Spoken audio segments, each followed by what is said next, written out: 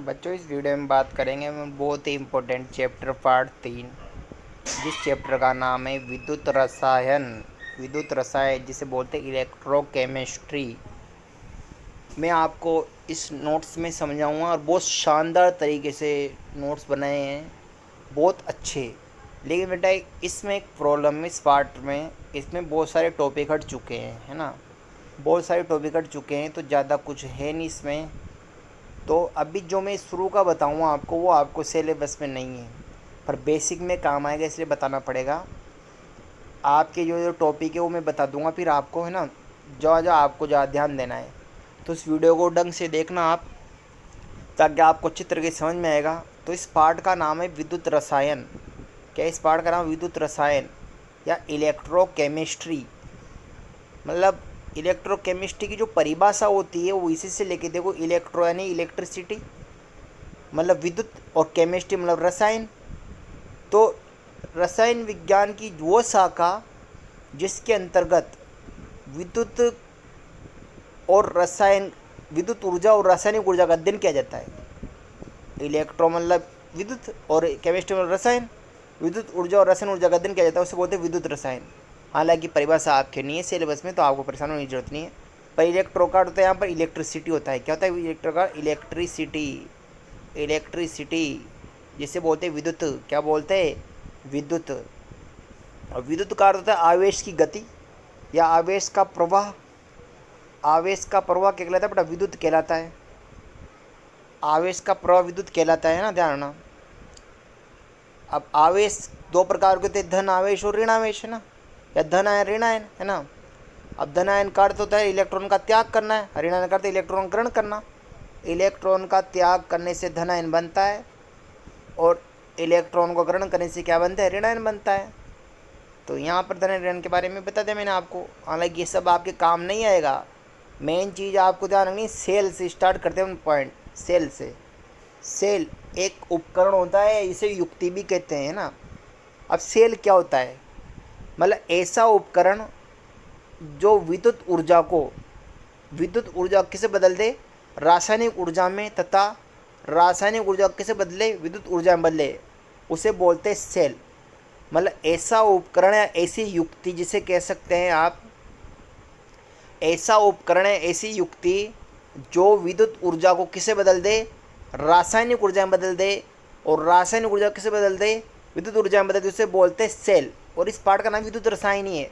विद्युत ऊर्जा किसे बदल दे? रासायनिक ऊर्जा में, और रासायनिक ऊर्जा किसे बदल दे? विद्युत ऊर्जा में बदल दे, और उसे बोलते हैं सेल। पर आपके ये सेल की परिभाषा भी एग्जाम में नहीं आएगी, धारणा, क्योंकि आपके बेसिक में पर आपको मैंने समझा दिया ना, धारणा नॉलेज के लिए आप याद रख सकते हो हालांकि ना। तो जिस उपकरण की सहायता से विद्युत ऊर्जा किसे बदल दे? रासायनिक ऊर्जा में। अब बेटा इससे बेटा बहुत सारे सेल होते हैं विद्युत। अभी विद्युत ऊर्जा की बताऊँ तो मैं, विद्युत एक तो विद्युत रासायनिक सेल होता है, और एक होता है यहाँ पर अपघटनी सेल। एक तो होता है विद्युत रासायनिक सेल, एक होता है विद्युत अपघटनी सेल। सेल भी दो प्रकार के होते हैं, विद्युत रासायनिक सेल और विद्युत अपघटनी सेल। पर ये भी आपके सिलेबस में नहीं है, विद्युत रसायन सेल और विद्युत अपघटनी सेल, ध्यान रखना, ठीक ना।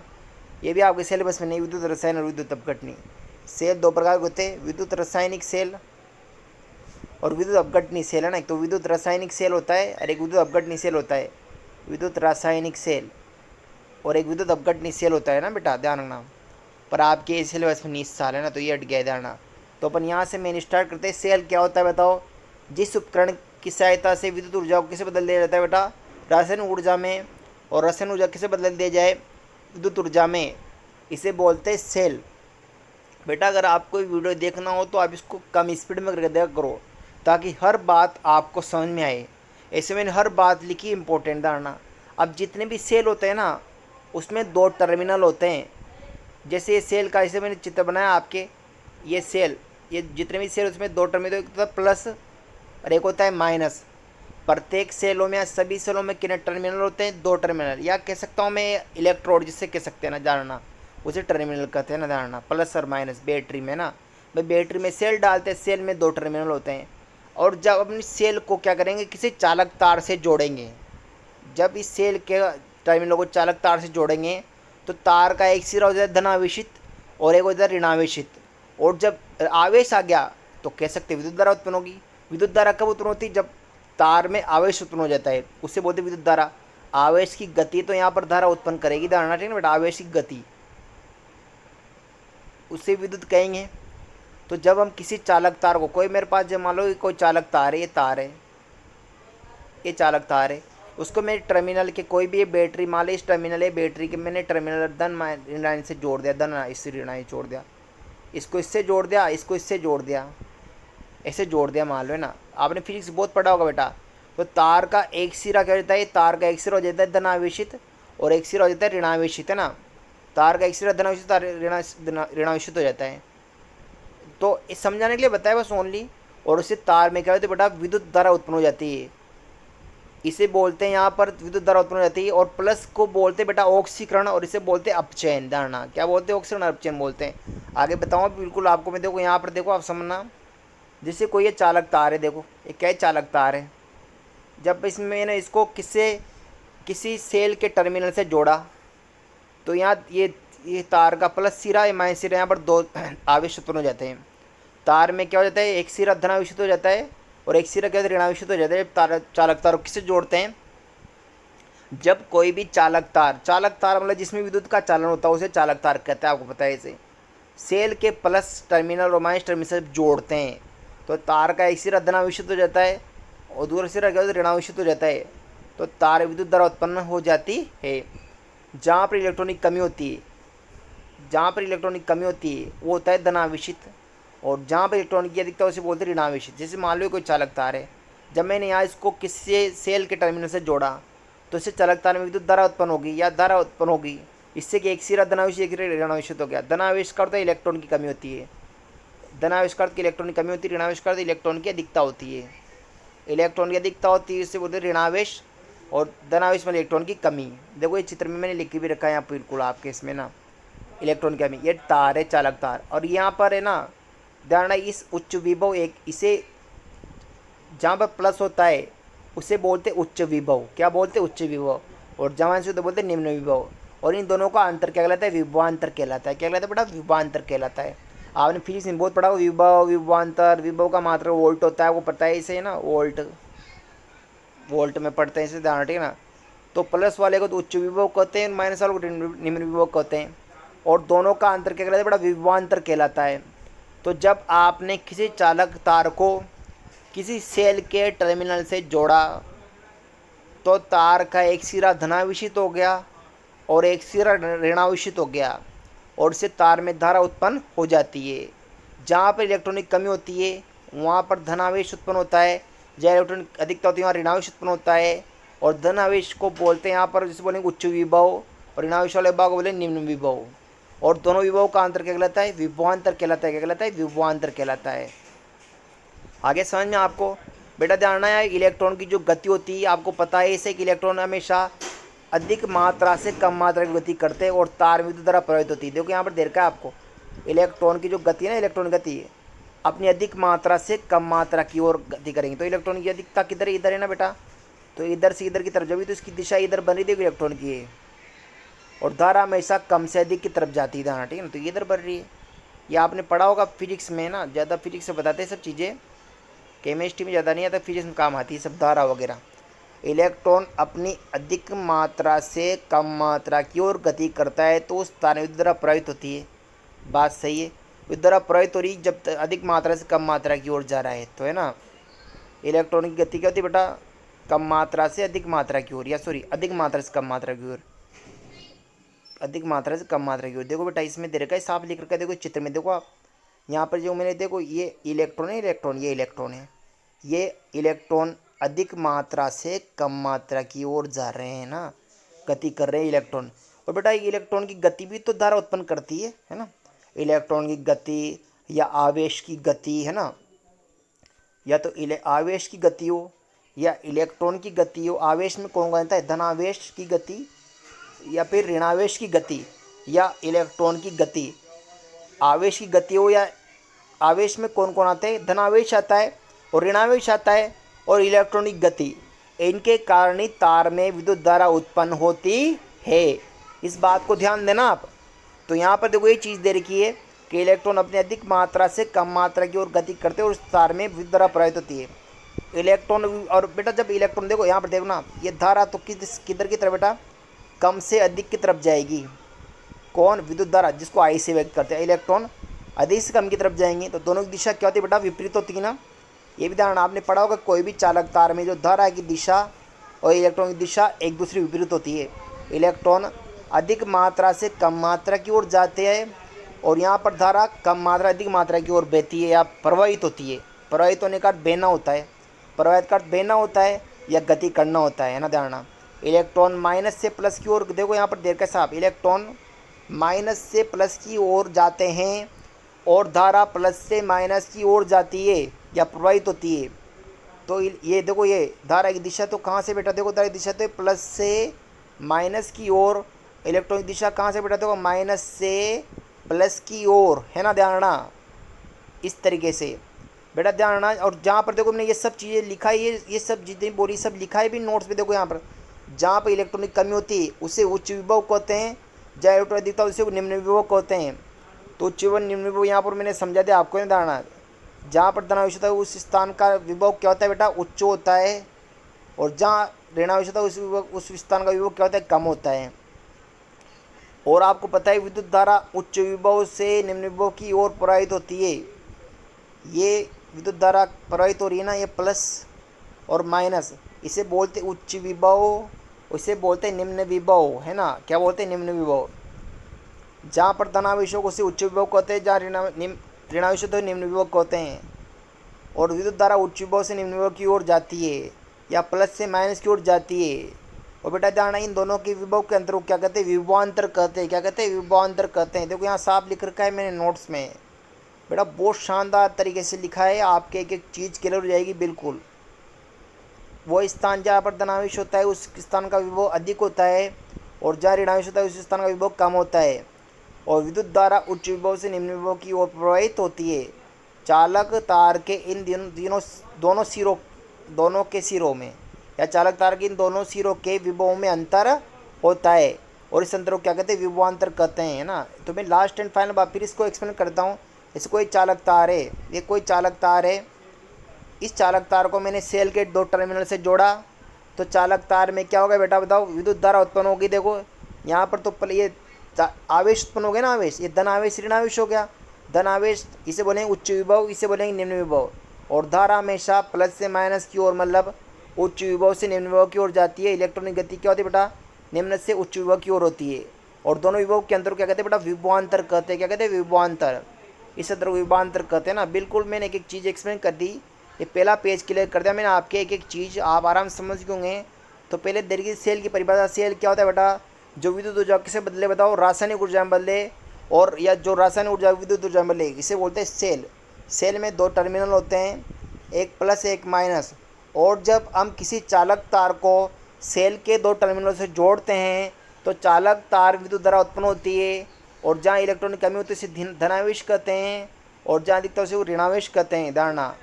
और जहाँ धनावेशों का उच्च विभव कहेंगे और जहाँ ऋणावेशों का उसे निम्न विभव कहेंगे।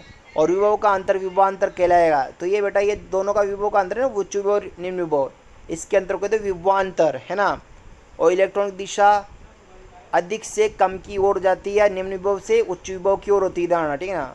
और यहाँ पर अगर बात को धारा की दिशा, धारा को ऐसे लिखते हैं, धारा का मात्रक आपने पता है एम्पियर होता है ना, ध्यान रखना बेटा, एम्पियर होता है। और आवेश का मात्रक कूलाम होता है।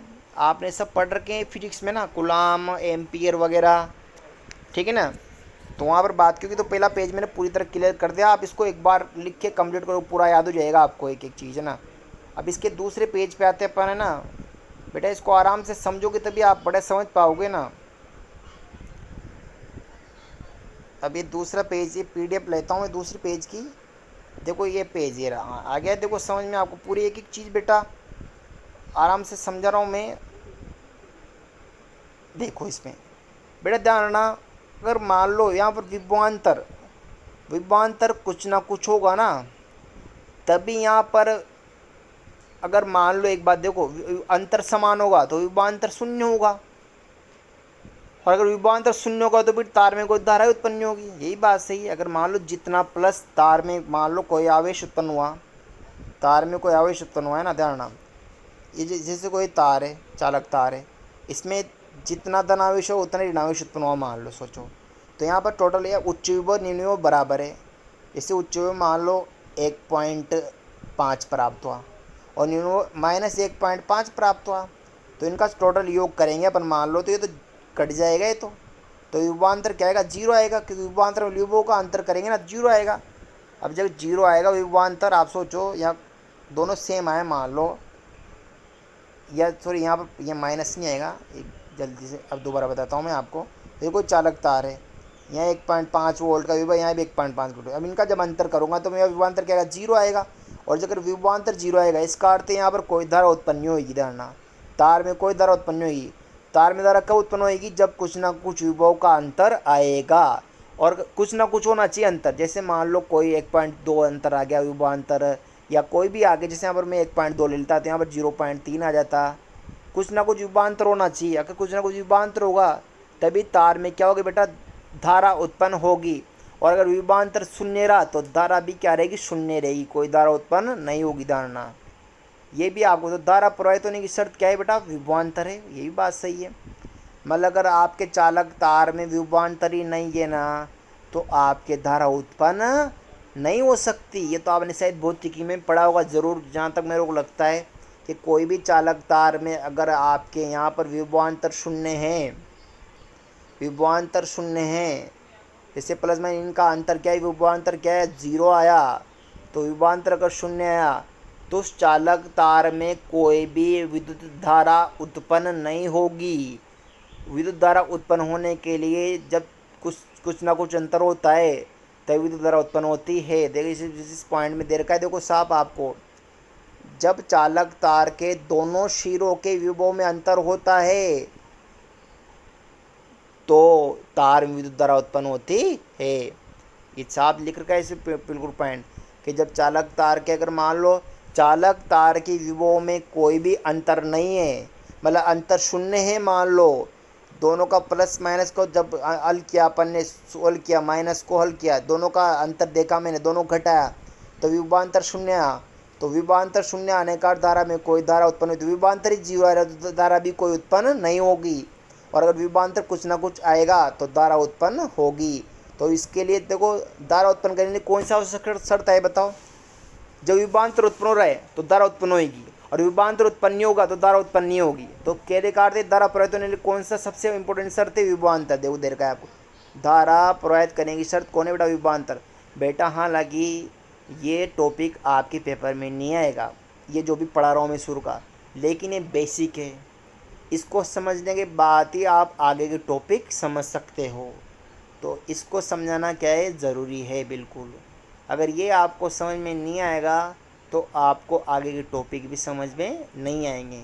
तो विभवांतर ये सब चीज़ें बेटा आपको क्लियर करनी है, और इसको 1-2 बार वीडियो को देखोगे तो आपको बिल्कुल 100% क्लियर हो जाएगा। क्योंकि बेटा आप इसको स्लो स्पीड में करके देखो, ज़्यादा आसान है। हालांकि मैंने नोट से बहुत अच्छा लिख रखा है। थोड़ा धारा प्रवाहित करने के लिए सबसे इंपॉर्टेंट क्या, चालक तार में क्या होना चाहिए बेटा, विभवांतर होना चाहिए, तभी धारा उत्पन्न होगी। ये तो आपको मैंने बताया रखा है पहले कि सभी सेलों में प्लस और माइनस टर्मिनल होते हैं, तो सब जहाँ ये तो सब बिल्कुल सही है। सेल के प्लस माइनस टर्मिनलों के विभवांतर को क्या कहते हैं, सेल का विभवांतर कहते हुए आप समझ गए ना। ये प्लस माइनस टर्मिनली तो, और क्या है टर्मिनली और कुछ भी नहीं है, ध्यान रखिए ना। ये सेल के प्लस माइनस टर्मिनलों के अंतर को विभवांतर कहते, ध्यान रखिए ना।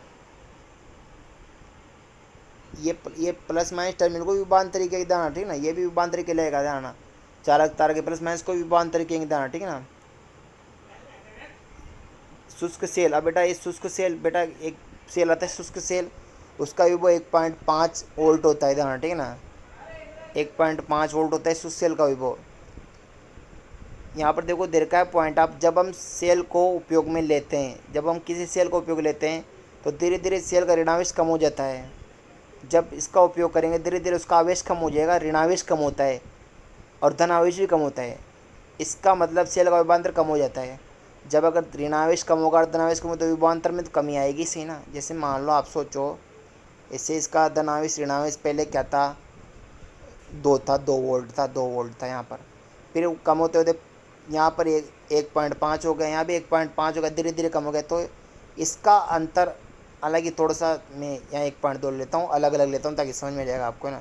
1.3 लेता हूँ, तब आप अंतर करो, यहाँ पर कुछ ना कुछ 3 ले लेता हूँ इसे, मतलब कुछ ना कुछ अंतर आना चाहिए दाना। धीरे धीरे धनावेश में भी कमी, इनका अंतर करो आप, धनावेशों का या विभवांतरों का अंतर करो। ये मैं दोबारा बताता हूँ आपको ढंग से। देखो यहाँ पर क्या है, अब जब हम मान लो सेल का उपयोग करेंगे तो सेल में थोड़ी विभवांतर में, अभी जब कोई भी सेल लाते हैं, चलो आप भी सोचो, जब आपने मान लो किसी मतलब घड़ी है, मान लो एक एग्जाम्पल समझ हूँ, घड़ी, घड़ी में आपने क्या डाला बताओ, सेल डाला, तो क्या एक सेल से ज़िंदगी भर घड़ी चल जाएगी क्या? नहीं चलेगी, क्योंकि सेल का धीरे धीरे क्या होता है बेटा, धीरे धीरे उसमें विभवांतर शून्य होता जाता है। शून्य कैसे होता है? कि उसमें धीरे धीरे उसका ऋणावेश और धनावेश समाप्त हो जाता है। पहले उसमें धीरे धीरे सेल में ऋणावेश कम होता है, फिर धीरे धीरे धनावेश कम होता है, और विभवांतर धीरे धीरे कम होता जाता है और शून्य हो जाता है कभी कभी। और अगर विभवांतर शून्य हो जाएगा तो फिर धारा उत्पन्न ही नहीं होगी ना, सेल काम ही नहीं करेगा ना। तो ये ध्यान रखना, सेल कब काम नहीं करता? जब धीरे धीरे, कोई भी तुम जानते धीरे धीरे चीज़ समाप्त होती है, हमेशा तो रहती भी नहीं है। धीरे धीरे अभी इंसान ही धीरे धीरे धीरे धीरे करके समाप्त हो जाता है ना, धीरे धीरे करते करते उसकी जीवन लीला खत्म होती जाती है। तो ये तो ज़िंदगी का सत्य है बेटा, तो इसको आपको सब समझना चाहिए इन चीज़ों को ना दाना। कि मान लो आपने घड़ी में सेल डाला तो धीरे धीरे क्या होगा, सेल में से धीरे धीरे सेल का क्या होगा बेटा, ऋणावेश कम हो जाता है, फिर धनावेश कम हो जाता है। इसका मतलब सेल का विभवांतर क्या हो जाता है, कम हो जाता है। कम होते होते सेल का विभवांतर क्या हो जाता है, शून्य हो जाता है। इसका मतलब सेल का ऋणावेश धनावेश समाप्त हो जाता है। शून्य होने का जानते हो, धनावेश ऋणावेश दोनों समाप्त हो गया। तो फिर अगर धनावेश ऋणावेश समाप्त हो गया, विभवांतर शून्य हो गया, और मैंने आपको क्या बताया था कि विभवांतर की शर्त क्या है बेटा बताओ, मतलब यहाँ धारा की शर्त क्या है बेटा, विभवांतर है। जब विभवांतर शून्य होगा तो सेल में कोई धारा प्रवाहित होगी क्या? नहीं होगी बिल्कुल भी। तो भी उस सेल में जब धारा प्रवाहित होगी, मतलब इसका मतलब क्या है, चालक तारे में तो धारा प्रवाहित नहीं होती है। तो वह सेल, ये कट रहा है भाई, तो वह सेल जिसका कुछ ना कुछ विभवांतर होता है उस सेल की धारा प्रवाहित होती है। और जब सेल का विभवांतर शून्य हो जाता है तो उस सेल से, उस ये सेल है बेटा, ये सेल शब्द है, रोल नहीं है, सेल है, सेल की धारा प्राप्त नहीं होती है। जब सेल का आवेश समाप्त हो जाता है उसी सेल क्या होते हैं, निरावेशी सेल कहते हैं। मेरा अर्थ समझे आप? कि जब समय गुजरता जाता है तो धीरे धीरे सेल में से क्या होते बेटा, धीरे धीरे सेल का धनावेश कम होता है, फिर उसके बाद उसका ऋणावेश कम होता है, और धीरे धीरे करके सेल का क्या होता है, विभवांतर शून्य हो जाता है। और विभवांतर शून्य होने का जानते हो, उसमें सेल में से कोई भी विद्युत धारा प्रवाहित नहीं होगी। उस सेल में विद्युत धारा प्रवाहित कब होगी, जब उसमें कुछ ना कुछ विभवांतर होगा। और जिस सेल में से, जिस सेल का आवेश खत्म हो जाता है उस सेल को बोलते हैं निरावेशित सेल, है ना। ये बेटा मैं आपको आराम से मैंने समझा, देखो आपको बिल्कुल एक एक चीज़ तरीके से, नोट्स ही बहुत अच्छे लिख रखे हैं जो आपको एक बार लिखते आप याद हो जाएगा। जब हम सेल को उपयोग में लेते हैं तो धीरे धीरे सेल का ऋणावेश कम हो जाता है। तो बिल्कुल सही, कोई भी चीज़ उपयोग करते करते धीरे धीरे ख़त्म हो जाती है ना, ये तो पक्का है भाई। एक सेल से अपन ज़िंदगी, भाई मान लो अभी आपने फ़ोन को रिचार्ज किया तो क्या चार्ज में सही रहेगा, दोबारा चार्ज करना पड़ेगा ना, क्योंकि धीरे धीरे क्या है, बैटरी ख़त्म होती, मतलब बैटरी ख़त्म होती जाएगी, उसका आवेश ख़त्म होता जाता है, फिर वो काम नहीं करती, बंद हो जाता है ना। तो ये बात है, आप मोबाइल की, आपकी कोई भी चीज़ देखो अपने, या रिमोट का सेल देख लो आप, उसमें धीरे धीरे वो एक ही सेल थोड़ी वो चलेगी गाड़ी। सबसे बेस्ट मैंने घड़ी का बता दिया आपको एग्जाम्पल, है ना। तो बेटा जब हम सेल को उपयोग में लेते हैं तो धीरे धीरे सेल का ऋणावेश कम हो जाता है, धनावेश कम हो जाता है। अब जब सेल में आवेश खत्म हो जाएगा तो उसका विभवांतर कम हो जाएगा, और विभवांतर कम होते होते धीरे धीरे क्या हो जाता है, विभवांतर शून्य हो जाता है। और अगर विभवांतर शून्य हो गया तो सेल में से विद्युत धारा उत्पन्न नहीं हो पाएगी, और विद्युत धारा उत्पन्न नहीं होगी क्योंकि आपको पता है कि यहाँ पर धारा उत्पन्न करने के लिए सेल का विभवांतर शून्य नहीं होना चाहिए। अगर शून्य हो गया तो फिर उसमें धारा उत्पन्न नहीं होगी, शून्य हो गया तो उसमें धारा उत्पन्न नहीं होगी, क्योंकि विभवांतर शून्य हो गया, शून्य मतलब जीरो, तो फिर धारा भी जीरो, जीरो मतलब कुछ भी नहीं। तो अगर आप मतलब यहाँ पर सेल में अगर विद्युत धारा प्रवाहित करनी है तो उसका विभवांतर शून्य नहीं होना चाहिए, और शून्य का तो विद्युत धारा उत्पन्न नहीं होगी। और ऐसा सेल जिसमें से आवेश समाप्त हो जाए उसे बोलते हैं निरावेशी सेल, जिसे बोलते हैं डिस्चार्ज। डिस्चार्ज जानते हो, चार्जड जो नहीं कहते क्या, मैंने मोबाइल में कहा कि मोबाइल की डिस्चार्ज होगी, डिस्चार्ज मतलब उसमें आवेश समाप्त हो गया। चार्ज मतलब आवेश होता है ना यार, चार्ज को क्या बोलते हैं हिंदी में, आवेश बोलते हैं। तो डिस मतलब निरावेशित, चार्ज अभी कहते हैं ना चार्ज लगा दूँ, तो चार्ज का अर्थ आवेशित करना होता है, ध्यान ना, चार्ज का अर्थ क्या होता है, आवेशित करना होता है ना। तो डिस्चार्ज कर निरावेशित होता है, तो डिस्चार्ज सेल। एक बेटा होती है मोबाइल की बैटरी। मोबाइल की बैटरी में कौन से पाए जाते हैं? लिथियम आयन, लिथियम एलाई का लोइन नहीं है दाना, लिथियम लिथियम धातु का आयन का सेल होता है ये किसमें? मोबाइल की बैटरी में। मोबाइल की बैटरी में कौन सेल पाया जाता है? लिथियम धातु का आयन का सेल पाया जाता है। लिथियम आयन सेल का अर्थ है लिथियम धातु है, आयनिक से ion cell, lithium ion cell पाया जाता है मोबाइल की बैटरी में। लिथियम आयन सेल का विभवांतर कितना होता है बेटा? 3.7 वोल्ट होता है। किसका? लिथियम आयन सेल का विभवांतर। इस सेल में लिथियम धातु का उपयोग होता है। विद्युत द्वारा प्रभावित करने की शर्त मैंने आपको बताई थी कि इसमें आवेश में कुछ ना कुछ अंतर होना चाहिए ना, उसे विभवांतर कहते हैं। इसे बोलते हैं सेल विभव, है ना। एक ही बात है, सेल विभव का अर्थ क्या होता है? सेल का विभवांतर क्या कहलाता है? सेल विभव कहलाता है। मैं तो विद्युत द्वारा प्रभावित करने की शर्त क्या होती है? आवेश में अंतर होना चाहिए, और आवेश में अंतर क्या बोलते हैं? विभवांतर बोलते हैं। और अगर सेल का विभवांतर क्या कहलाता है? सेल विभव कहलाता है। अगर वो विभवांतर किसका हो? सेल का हो, तो उसे बोलेंगे सेल विभव बोलेंगे। क्या बोलेंगे? सेल विभव बोलेंगे, ठीक है ना, कुल मिला के। और तार का तो तार विभव बोलेंगे। आज सिंपल विभव भी कह सकते हो आप, विभव भी कह सकते हो ना, धारणा। सेल का सेल विभव कहलाता है, या सेल का विभवांतर सेल विभव कहलाता है। तो इस वीडियो बेटा मैंने देखो बहुत अच्छे तरीके से बताया आपको। ज़्यादा बड़ी वीडियो भी नहीं बना सकते, पर मैं अब रोज़ वीडियो डालूंगा, आपकी टेंशन मत लो, बिल्कुल ही परेशान होने की जरूरत नहीं है। इनको आप कंप्लीट करो। फिर भी अगर डाउट हो तो आप मेरे से फ़ोन करके पूछ सकते हो कि सर ये समझ में नहीं आया, या इस वीडियो के नीचे कमेंट कर दिया करो, ताकि मैं दोबारा रिपीट कर दूँ, इसे ना देना, ठीक है ना। अब कल से आपको रोज़ वीडियो मिलेगी, और मैं नोट्स नहीं डाल लो ऐसे वीडियो पे। आप नोट्स क्या है ऐसे ना, वीडियो के थ्रू लिखना ज़्यादा समझ में आएगा आपको। जैसे मैं वीडियो में, आप जिस वीडियो देख रहे हो तो उसको पॉज कर दो वीडियो को, आराम से फिर नोट्स लिख लो, है ना सच। या फिर स्क्रीन शॉट ले लो इसका, पर स्क्रीन शॉट से तो आलस करते हैं बच्चे। आप क्या करो, पॉज करते करते इसको लिखो, ताकि आपको ज़्यादा समझ में आएगा, ध्यान, ठीक है ना। ये कुछ भी नहीं धारणा, ये चीज़, ये कुछ भी नहीं से दे रखा है। धारा प्रभावित करने की शर्त क्या होती है बेटा? विभवांतर होती है। सभी सेल में 2 टर्मिनल होते हैं, प्लस और माइनस टर्मिनल होते हैं, और सेल के टर्मिनल का अंतर क्या कहते हैं? सेल का विभवांतर या सेल विभव भी कहते हैं, है ना। तो बेटा इस वीडियो में इतना ही है, बिल्कुल, है ना। अब आप पढ़ाई करो इनकी, है ना।